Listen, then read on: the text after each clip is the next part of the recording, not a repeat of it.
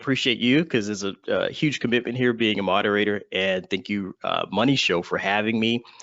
And I'll start off with that passion there. It's also want to thank my wife because many years ago, probably about 14 years ago, one day she grew tired of me talking about investing, and she, I always say, she snapped at me. It was like, why don't you start a blog and talk to people about investing instead of talking my head off about it, and teach people who actually care about the subject. And so, hey, my wife was always right, and my educational company was born. So I now get to teach my passion to you. So what I'm going to do is going to be a fast moving session because we don't have a lot of time. So what I'm going to do is show you how I discovered as an average investor how I didn't have to outsmart Wall Street, right? I didn't need to even know where the market was heading to win at investing, because I discovered as an average investor, I can actually set myself up to win no matter which direction the market goes. And that is what I will be sharing with you here today. The quick bullet highlights here is I'll outline how I use Warren Buffett's secret $1 billion strategy that hardly anyone talks about. You'll also discover 3 strategies I personally use for portfolio growth, income, and market crash protection. And then, time permitting, is kind of a proof of concept. I'll share my personal performance from using these techniques. And so I have a quick admin note really quick. If you missed, because I did a mock presentation with my wife, kids were running in, it was loud in the background. So if you miss any part of this presentation for any reason, because I know sometimes you get distracted, I'll put a summary of this on my website, and I'll also probably put either the PowerPoint slides or just a Word document summary, as well as the download of my trade history. And so from using this 10-minute strategy. So just go to tradertravis.com/Buffett for that. Now, I want to start with 2 people that inspired me here recently. I received these emails during the most recent market decline, aka bear market. One was from John and another was from Marcy. So John told me, and this literally in the midst of the bear market, John sent me an email saying, I got the best night's sleep that I had in a long time. I didn't care whether the market went up or down. And then Marcy, who wound up getting sick throughout this and couldn't pay attention to her portfolio, I was like, hey, are you okay? She was like, I just want to let you know I'm nothing but stress-free when it comes to the market. I know my risk. I have 0 worries. This would not have been possible without your knowledge and blueprint. Now, of course, these results are not typical. Typically, people are, terrified during market crashes, and rightfully so. And I'm also not guaranteeing that, hey, you can feel this way if you invest like me. But I wanted you to see, other than my wife encouraging me to, start a blog, I wanted you to see why I'm on a mission to share this with as many people as I can, because it's truly changing lives.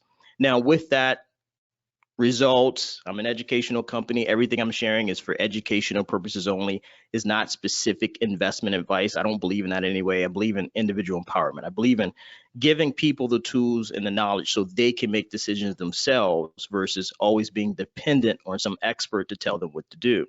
But hey, I am required to share these disclaimers with you. So with that, let me go ahead and move on so I can share the tools I use for growth, income, and market crash protection. I'm going to share these tools up front so you'll see exactly where we're heading, and then I will unpack these as we move along. So I sell something that I call stock insurance. It's also known as put options, and you'll see I tend to not use the traditional terms because I teach this to my kids who are 10 and 8, and they understand insurance, but they don't understand a put option, right? There is also something they call what I call a quasi stock surrogate, and that's a call option.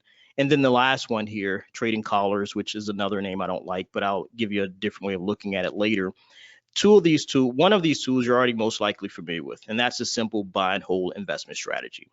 The second tool you may or may not be familiar with, and that's options. That's put and call options. If you are familiar with them, there's a strong possibility that you've heard something negative about them along the way. If so, all I ask from you is that you please hold your judgment until the end of this presentation so I can teach a prudent, sleep well at night way to use options, and then hopefully demystify them so they will still make sense to you in the end. Because yes, I agree with people when they say options are risky, stay away from them. In a sense, yes, because this largely stems from the fact that there are a lot of idiots out there trying to use options to try to get rich quick. And that doesn't work. Trust me. I know. I've tried several times, and each time I've tried and failed. So I was like, yeah, that doesn't work. This is what gives options a bad name. However, there is a prudent way to use them. And then people like myself or Warren Buffett and myself, we use them now in the way they were originally created as a form of insurance. And so we'll talk more about this concept of insurance a little later, because now that I mentioned Warren Buffett, I want to reveal a shocking discovery I made after probably 15 years of being an investor. And that is, yes, Warren Buffett, the world's richest investor, uses options. And I never realized this. I always thought he was just a, what they call it, the value investor, right? But no, I discovered by reading his annual report, he trades options. But I never realized this because all in the news, he's quoted as saying, hey, in our view, however, derivatives is just another word for options. Derivatives are financial weapons of mass destruction, carrying dangers that, while now latent, are potentially lethal, is in his 2002 shareholder letter. So that's what most people know about Buffett's stance on options.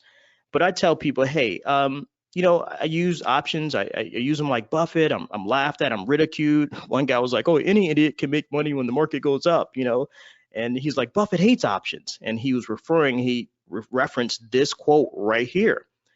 And, I tell people when it comes to the news, it's important to do your own investigative research so you can think on your own, right? Because if this person had, like me, I found out NASDAQ.com, Forbes, Morningstar, just to name a few, they've all written articles about Buffett's option strategy. And also, here's the ironic part. If you scroll up one page in the same shareholder letter, 2002, you will see this quote. Indeed, at Berkshire, I sometimes engage in large-scale derivative transactions in order to facilitate certain investment strategies.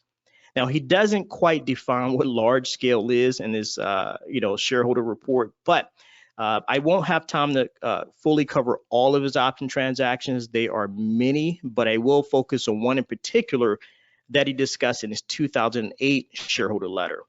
And here's just a snippet of it. We have received premiums of $4.9 billion, money we have invested. And so he received these premiums, and what they are insurance premiums. So the summary there is Buffett sells market crash insurance, aka put options, and then he invests the money received. So just like Buffett, I sell market crash insurance to other investors, and I take this insurance premium received and I invest it. And so what I want to do is show you an example of a recent put I sold and the money I brought in, and then also explain it. Let's see, I have it right here. All right, so if you don't know what put options are, here is a short summary. Investors, these were created for investors to insure their portfolio. So let's assume I buy a stock at $270. If I am worried that the market may fall here in a little bit, I can buy, and don't worry if you don't understand anything on the screen, what the numbers mean, all that. Just kind of listen to my voice and understand it from the big picture. I can come in and buy an insurance contract. Again, I bought the stock at 270. I can buy an insurance contract. Look at the second circle here.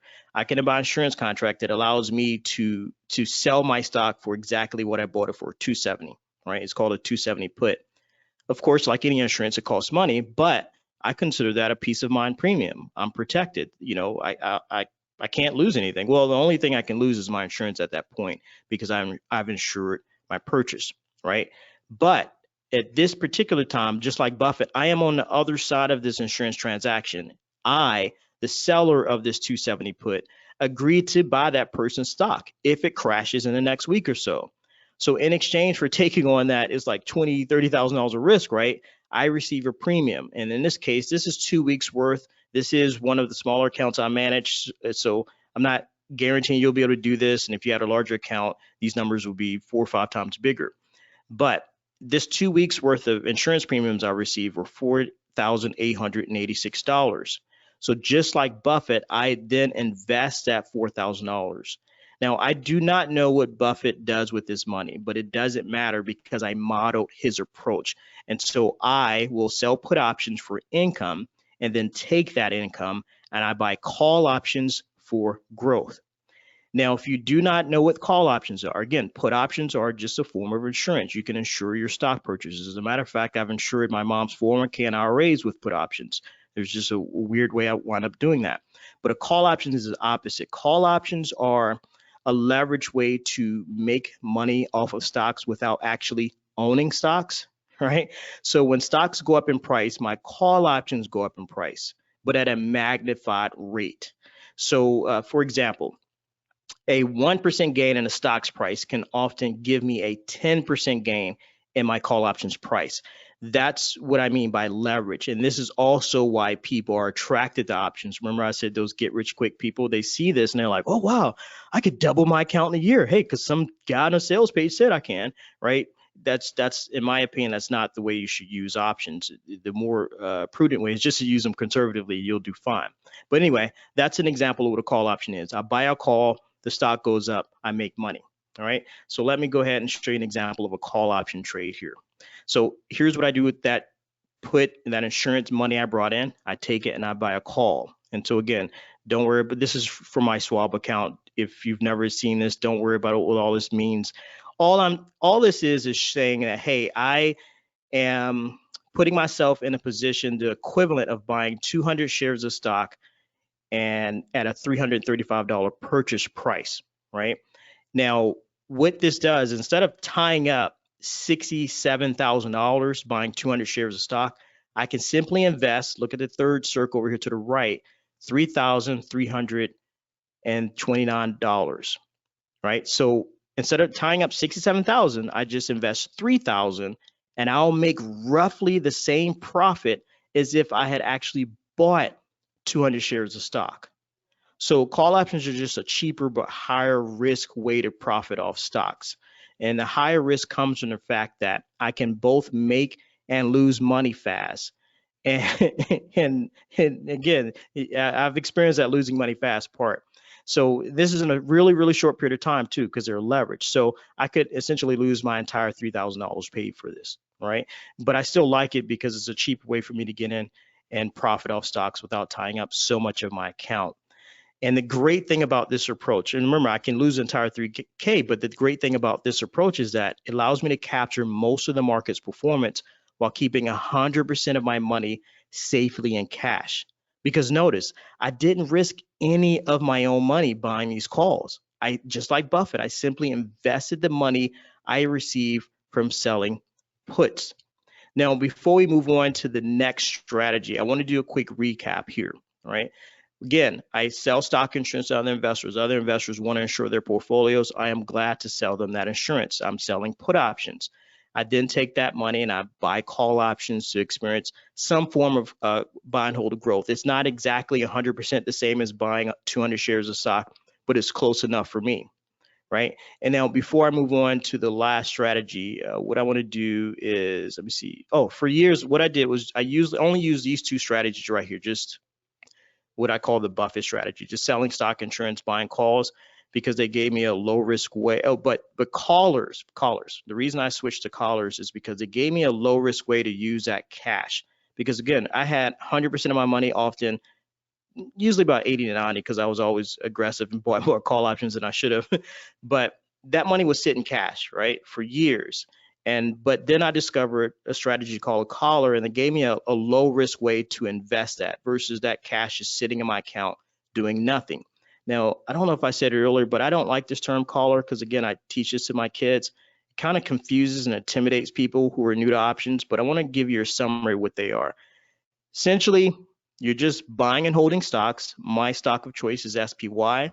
Then you're insuring your stocks against a market crash, right? And then what I teach my kids, we're renting out our stock shares to pay for those puts. That's all a collar is. It's just a three-part strategy there.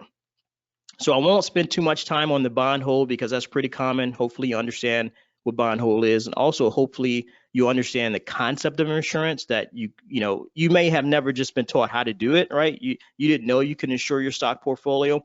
And that, bugs me because I see retirees like my mom who can't afford to lose money. The last market crash in March 2020, they were devastated. And I'm like, why hasn't your professional money manager taught you about stock insurance, right? Like people like buy home and car insurance without a second thought. We've just been programmed to do that. They insure their home, they insure their car, they pay the money for those insurance premiums. But why hasn't anyone taught you how to insure one of your most valuable assets, your stock portfolio? Right? So that's what I do. I insure my most valuable asset, my stock portfolio. Only problem, like all insurance, it costs money. So the way I offset that cost is I rent out my stock shares to pay for the insurance, and that is known as covered calls, right? So my time here, I'm looking at the time. Okay, so I have some time here. So what I'm going to do is quickly run through an example of what a covered call is. It's the way I taught it to my kids. It's like renting out a house, right? At least purchase. You can own a house and you can rent it out to other people, and you can tell them, hey, you can buy my house within the next 3 years. They'll rent it out for 3 years. At the end of those 3 years, if they want to buy your house, then some of that rent goes towards the purchase price. So it's called a lease purchase. They rent it for a while, and then at the end, they can buy your house. If they decide not to buy your house, then you keep the rental income. Well, cover calls are just like that. And so what I want to do is show you a picture of my cover call trade over here. So this is my cover call trade. And again, forget everything on the screen. I'm going to kind of walk you through what you're looking at. So I rented out my stocks. I gave somebody the right. I said, hey, for the next 3 days, because this is a 3-day trade, I'm like, hey, you can buy my stock from me if you want to. And we won't get into the reasons why someone would do this and things like that. But just understand that you can do this. If you own some stocks, in my case, SPY, well, you can't do this on any stocks. So I won't say you. This is what I do, right? I own SPY, and occasionally I give people the right to take my shares away from me. And I say, hey, you can take my shares away from me at 253. I'll sell them to you at 253, right? And then in exchange for that, they pay me rental income. In this case, $696. And again, this was about a 2 or 3 day trade. So that's my obligation there. I'm obligating myself, and I'm tying up my stock shares, and I'm saying, hey, I am willing to give these up to someone else. And so this income is first used to recoup the cost of my insurance. And then from there, it's profit. I use it as extra profit on top of the dividend. And so I'm looking at the time here. What I wanted to do is actually go through a case study here of me doing this over a year. I don't want to spend too much time here. So what I'll do is do a quick recap. So look at the yellow highlights here at the top. So during this time period here, this is just a case study where I was teaching a few clients this strategy. So this time period from October 2018 to November 2019, the S&P in that time period had a 14% gain. But using this particular blueprint that I'm showing you here, this portfolio had a growth of 21%. Now, it would have been 47%, but again, insurance costs money. Insurance always eats into my return. And so that reduced my return to 21%. So again, I'll have a download of this. I actually created a PDF for this. So that link I gave you in the beginning, I'll share it here and again in a second. You can actually get a download of this, and then you can go through yourself and just look at these trades, kind of look at the history of the trades and things like that. And then you could judge from yourself whether this is something you would like to try out for yourself. All right, so what I want to do is give you one last final recap of everything, bring it all back together. And so by buying, I went back to buy and hold, right? The reason I became an active trader, I've been an active trader for 20 years, right? The reason I became an active trader is because I became disgusted with buy and hold, honestly, right? Buy and hold, right? And then when the market falls, they're like, oh, this is normal. Everybody's losing money. I was like, no, and everybody's not losing money. That's not true, right? They're like, it'll come back. And I was like, but I don't like this, right? I hate losing money.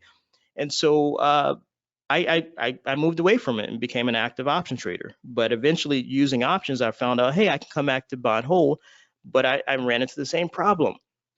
Market crashes, right? But with options, I found a way to offset that downfall. I insure my stocks.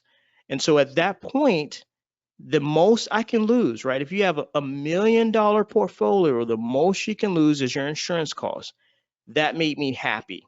But that also created another downfall. That cost eats into my return. Right now, I'll stop here because this is similar to what I saw with my mom.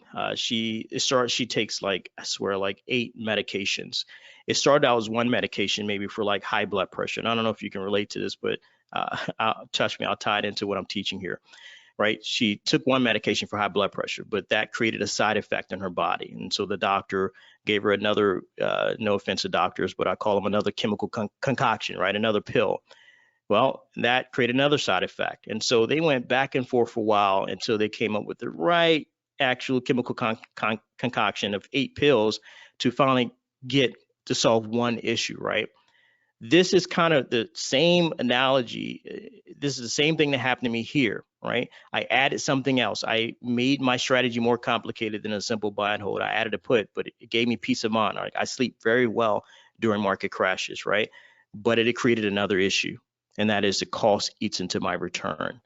And so the way I found to offset that is I sell covered calls, right? But guess what?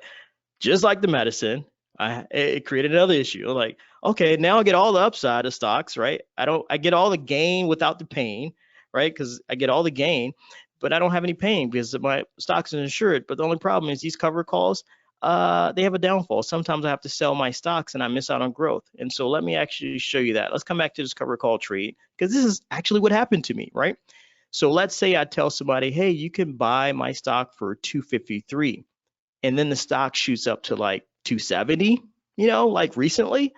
Well, if they can see, think of a house down the street in your neighborhood. All the houses are worth $270, but this guy named Travis said you can buy his for $253,000, right?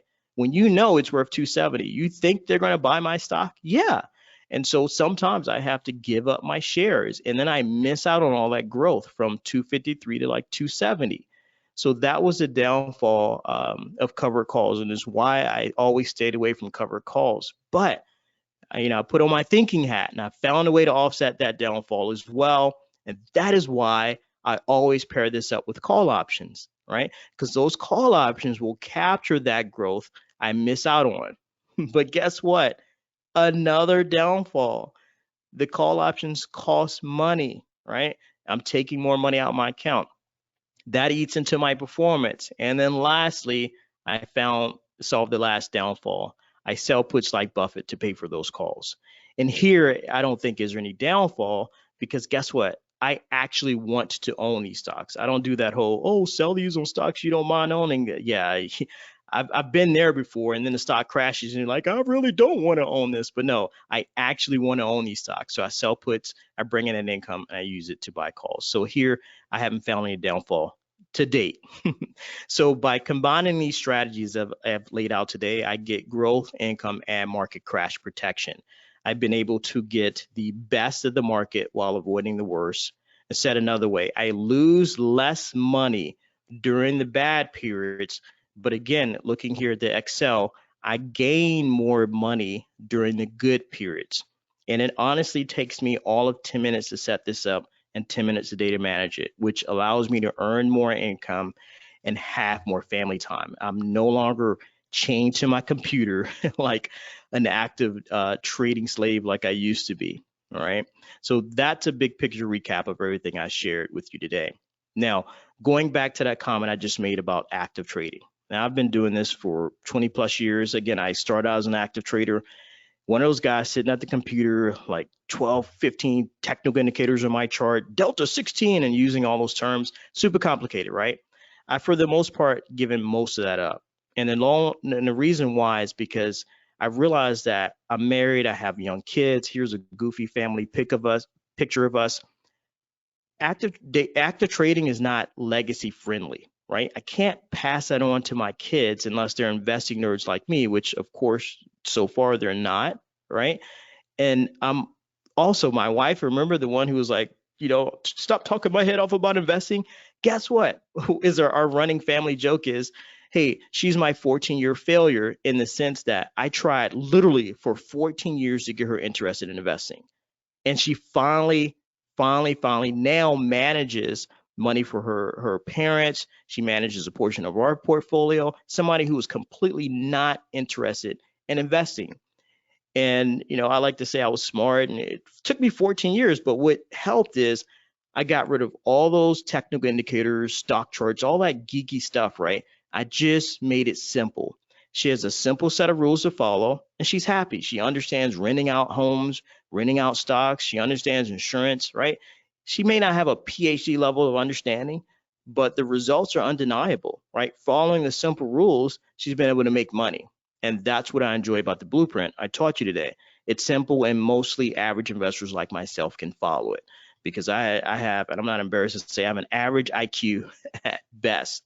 So again, as I stated in the beginning, I will put a summary of this presentation on my website, and also any downloads you want, and any questions I don't cover today. On that link right here, tradertravis.com/Buffett, there's a box in the forum where you can ask any questions that I may miss today. If you have any questions on the strategy, you can ask them there, as well as getting a summary of the download. So again, thank you, Money Show, for having me. Thank you, Mark, for moderating, and I will stop here to see if we have any questions.